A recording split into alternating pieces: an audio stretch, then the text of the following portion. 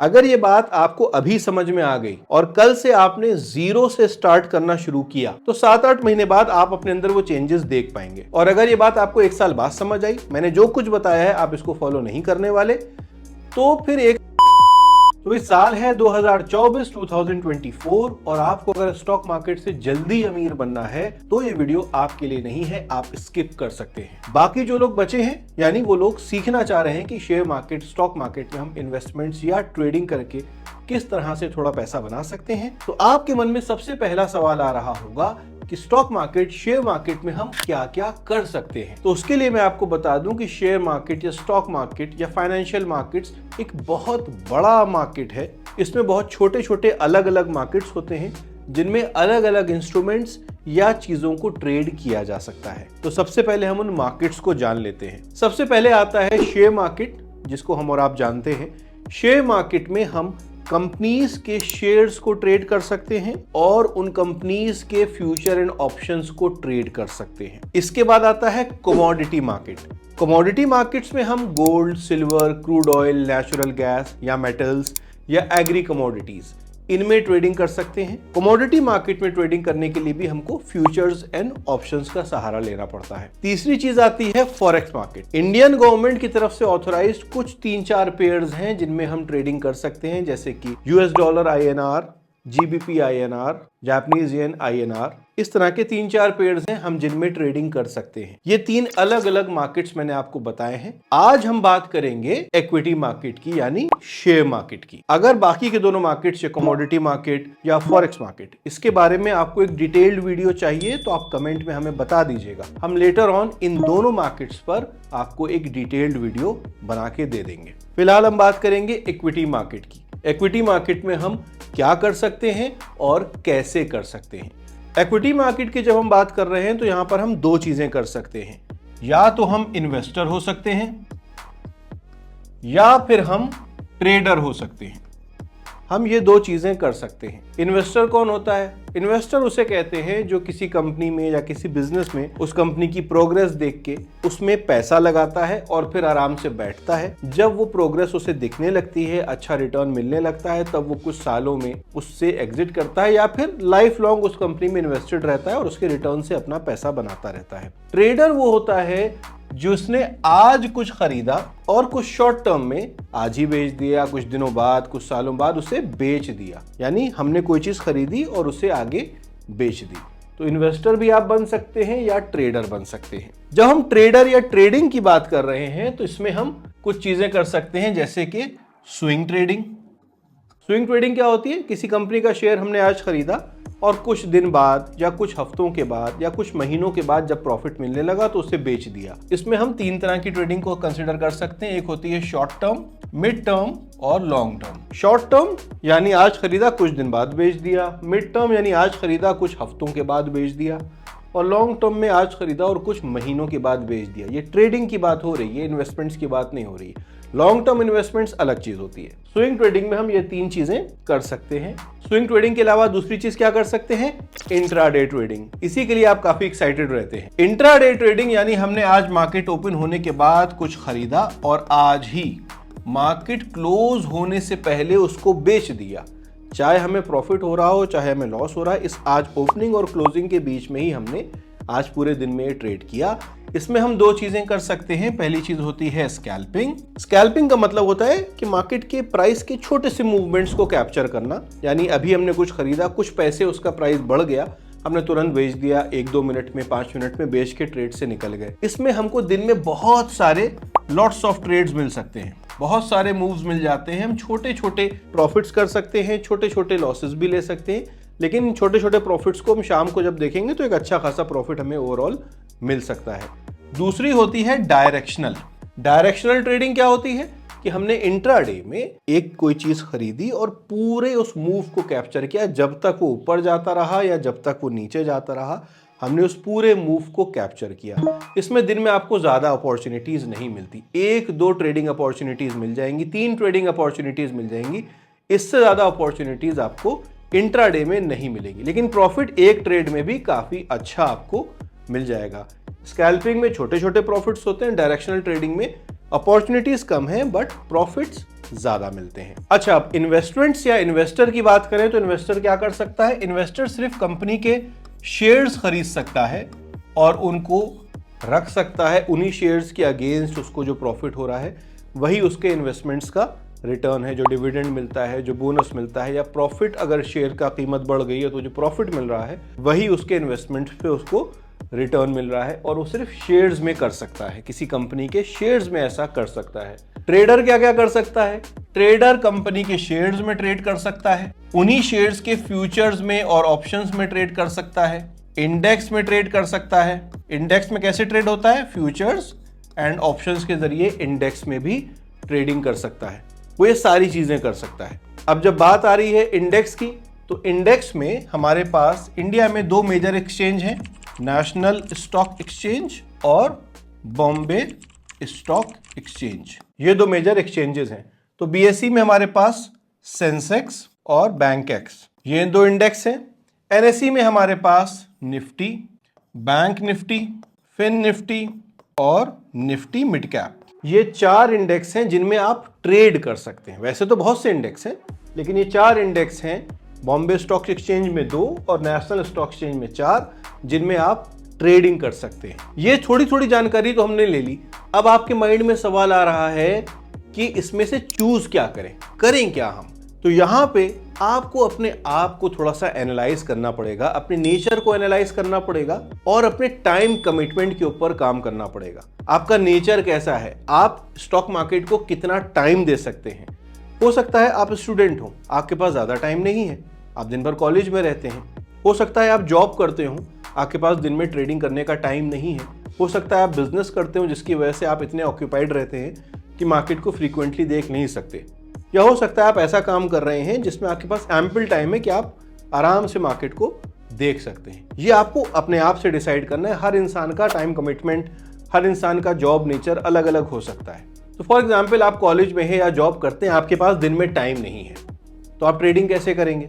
तो फिर आप वहां पर स्विंग ट्रेडिंग कर सकते हैं कि भाई हमने कोई शेयर का एनालिसिस करी, उसको खरीद लिया और फिर कुछ दिन बाद, 2-3 दिन 4 दिन बाद जब उसको प्रॉफिट मिलने लगा तो हमने उसे बेच दिया, वो हमारा प्रॉफिट हो गया। और अगर आप दिन में मार्केट को दे सकते हैं उतना पूरा टाइम, तो भी मैं आपसे सजेस्ट करूंगा कि दिन में सिर्फ 2 घंटा, ओनली 2 आवर्स आपको स्टॉक मार्केट को इनिशियली देना चाहिए, जिसमें आप वो अपने हिसाब से डिसाइड कर सकते हैं कि सुबह 9 o'clock से लेके 11 o'clock तक हम स्टॉक मार्केट में सीखेंगे और ट्रेडिंग करेंगे, या दोपहर में 1 बजे से 2:30 तक हमारे लंच टाइम में हमारे पास टाइम रहता है, हम उस 1 o'clock से 2:30 के बीच में हम सीखेंगे और ट्रेडिंग करेंगे। इसके अलावा हम दिन भर मार्केट को देखेंगे भी नहीं। ये मैं सजेस्ट करूंगा, क्योंकि ऐसा मत करिएगा कि 9 o'clock मार्केट ओपन हुआ और 3:30 तक आप उसके सामने बैठे हैं। तो उसमें क्या होगा? सीखना कम होगा, कंफ्यूजन ज़्यादा होगा और नुकसान भी ज़्यादा हो सकता है। अब बात आती है नेचर की। हर इंसान का नेचर अलग अलग हो सकता है। अपने नेचर को थोड़ा सा टटोलिए। आप अपने दोस्त को जो बताते हैं, पब्लिक को जो बताते हैं, वो आप दूसरों को बता सकते हैं, लेकिन आप अपने आप से झूठ नहीं बोलेंगे। I am pretty sure. तो आपका अगर नेचर जल्दबाजी वाला है तो हो सकता है इंट्राडे ट्रेडिंग आपके लिए सीखना हो। अगर आप बहुत गुस्से वाले हैं या आपके अंदर रिवेंजफुल नेचर है तो इंट्राडे ट्रेडिंग शायद आपके लिए ना हो। अगर आप पेशेंस रखते हैं तो आपके लिए स्विंग ट्रेडिंग बहुत अच्छी हो सकती है। अगर ज़्यादा वोलेटिलिटी आप बर्दाश्त नहीं कर पाते कि प्राइस का बहुत तेज़ उतार चढ़ाव आप बर्दाश्त नहीं कर पाते, हैंडल नहीं कर पाते, तो आपके लिए स्विंग ट्रेडिंग अच्छी है, या फिर आपको स्टॉक्स में ट्रेडिंग करना चाहिए। ये आप अपने आप से डिसाइड कर सकते हैं। ये आपको अपने नेचर को देख के चूज करना पड़ेगा। ये सारी चीज़ें तो हो गई। अब माइंड में सवाल आ रहा है कि वो तो ठीक है, लेकिन इनमें से पैसा किस में ज़्यादा बनता है? तो देखिए, मैं इस बात को आपको बता दूं कि 14 ईयर्स का मेरा एक्सपीरियंस है। पैसा सब में बनता है। शेयर्स में आप ट्रेडिंग करेंगे, उसमें भी पैसा बनेगा। फ्यूचर एंड ऑप्शन में ट्रेडिंग करेंगे, उसमें भी पैसा बनेगा। स्विंग ट्रेडिंग में करेंगे, उसमें भी पैसा बनेगा।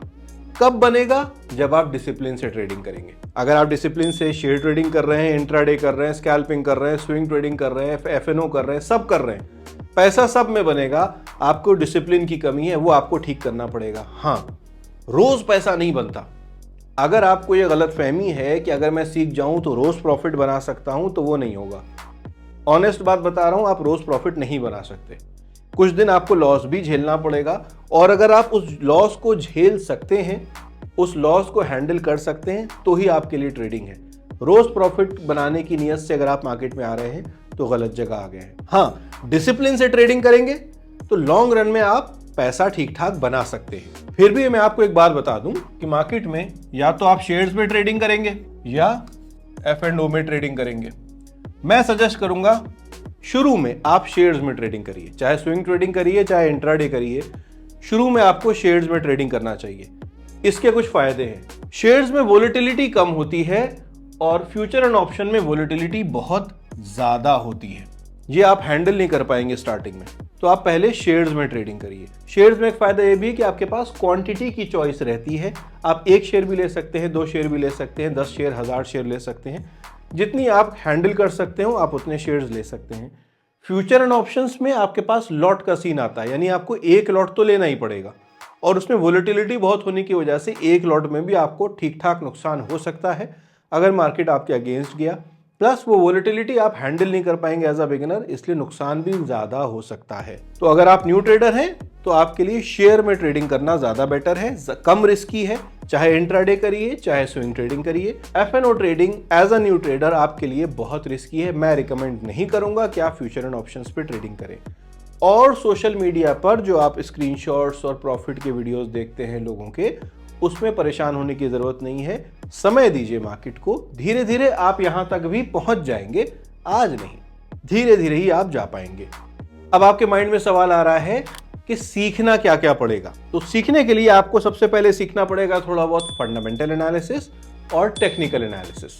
फंडामेंटल एनालिसिस क्या होता है कि कंपनी या किसी बिजनेस की हेल्थ को चेक करना, उसके बोर्ड्स में कौन कौन है, कंपनी के प्रोमोटर्स कौन है, कंपनी की ग्रोथ कैसी है, कंपनी का रेवेन्यू कैसा है, कंपनी पे कर्जे कैसे हैं। ओवरऑल हम उसकी हेल्थ चेक करते हैं और उसको एनालाइज करके उस कंपनी में हम पैसा लगाते हैं।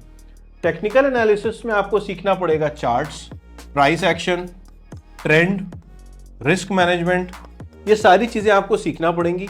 ये आपको online free of cost YouTube पे अलग अलग वीडियोस अवेलेबल हैं, आप वहां से भी सीख सकते हैं। और भी बहुत सी वेबसाइट्स अवेलेबल हैं, आप वहां से भी सीख सकते हैं। अगर आप चाहें तो हमारा भी एक प्रोग्राम है, ये A to Z complete trading course.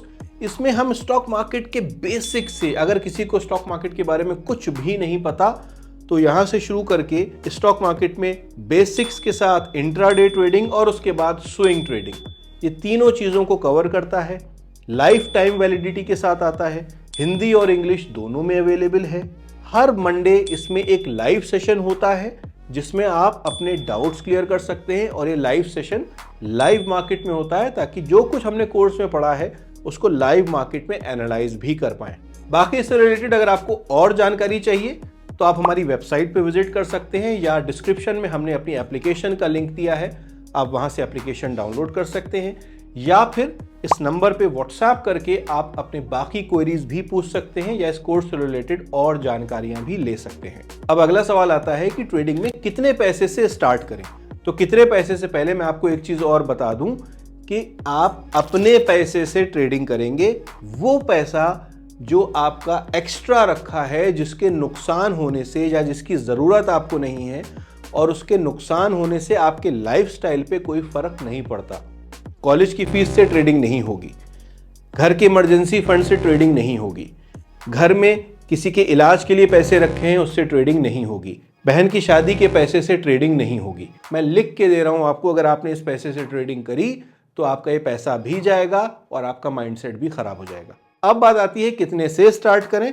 तो इनिशियली स्टार्टिंग में मैं बोलूंगा 20,000 रुपीज आप अपने अकाउंट में रखें। उस 20,000 रुपीज से आप सीखने की कोशिश करेंगे। मैं ज्यादा पैसे की बात इसलिए नहीं कर रहा हूं कि 50,000 या 1 लाख रुपीज से आप ट्रेडिंग स्टार्ट कर दें और सीखने लगे, नहीं। इसका एक एग्जाम्पल आपको देता हूं। 2 दोस्त हैं, दोनों को स्टॉक मार्केट के बारे में कुछ नहीं पता। एक 20,000 रुपीज से ट्रेडिंग सीखने की कोशिश कर रहा है, एक 1 लाख रुपीज से ट्रेडिंग सीखने की कोशिश कर रहा है। सीखते सीखते दोनों का 30% ऑफ कैपिटल का लॉस हो जाता है। जिसके पास 20,000 रुपीज थे उसके अकाउंट में 6,000 रुपीज का लॉस है, जिसके पास 1 लाख रुपीज थे उसके अकाउंट में 30,000 रुपीज का लॉस है। दोनों सीखने की सेम स्टेज पर हैं। अब बताइए किसके माइंडसेट पे ज्यादा टेंशन होगी, जिसका 30,000 का लॉस हुआ है या जिसका 6,000 का लॉस हुआ है? आप कहेंगे जिसका 30,000 का लॉस हुआ है, जबकि दोनों सेम स्टेज पर हैं, दोनों का सेम लाइफस्टाइल है।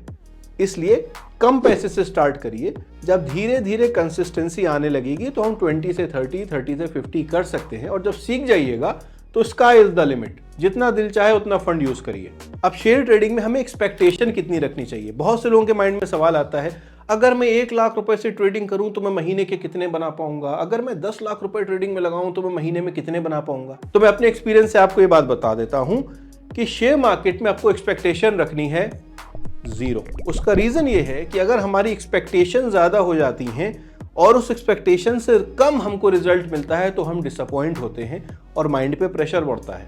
लेकिन अगर कोई एक्सपेक्टेशन ही ना हो और सामने से कुछ मिल जाए तो हम बहुत खुश हो जाते हैं। प्लस शेयर मार्केट में अगर आप ट्रेडिंग कर रहे हैं तो पैसे के लिए ट्रेडिंग मत करिएगा कि पैसा कमाना है। पैसे कमाने के लिए जब जब आप ट्रेडिंग करेंगे आपको नुकसान होगा। ये एक साइकोलॉजिकल फैक्ट है। अगर आप प्रोसेस को फॉलो करेंगे कि पैसा कमाने के लिए हमें करना क्या क्या है तो आप जरूर पैसा बना पाएंगे। ये सारी चीजें सीखने में टाइम कितना लगेगा? तो देखिए, एक एंट्री लेवल जॉब के लिए आप जिंदगी के 21-22 साल पढ़ाई करते हैं, तब जाके आपको एक एंट्री लेवल जॉब मिलती है। उसमें भी आपका इंटरव्यू होगा, ट्रेनिंग होगी, काफी समय लगता है और कुछ महीनों के बाद आपकी परफॉर्मेंस बेटर होना शुरू होती है। तो शेयर मार्केट में भी कम से कम 7-8 महीना तो आपको देना पड़ेगा।